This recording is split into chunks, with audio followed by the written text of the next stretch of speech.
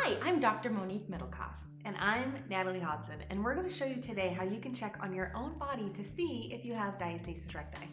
Now, not all clinicians agree on the very best way to check for diastasis recti, but we're going to show you the most agreed upon method. So, diastasis recti is a separation of the right and the left side of the rectus abdominis muscle. So on Natalie, she's had two 10-pound babies. My stomach was way out here when I was pregnant. And she is a perfect visual where we can check to see the right and the left side, and that center line, that LINEA and ALBA, that's the connective tissue that holds together both sides of the rectus abdominis muscle.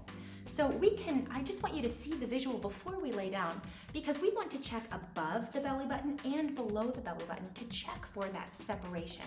We want to check for the depth of depression, how far we can push our fingers in, and also the width of separation by checking how many fingers we can insert in between the right and the left side. So Natalie's gonna help us out by lying down on the ground, and you can do this the exact same way at home. So we can check at rest to identify that separation, the width of depression as well at rest, but most clinicians agree that we want to provide some internal tension, pressing out and raising the intra-abdominal pressure so that we can check and identify if we have a separation of the right and left side. So Natalie will lift her head and shoulders off the ground to increase that tension and check using two fingers to check the width of separation and then also checking the depth of depression.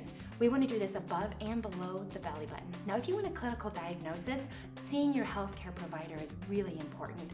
But what I think is so important to note is that Natalie had a 4-finger gap between the right and left side and has really worked on strengthening the abdominal muscles to help bring those two sides back together. If you'd like more information on how you can strengthen your abdominal wall and provide additional stability and support, click the link below and we're happy to provide more information to you.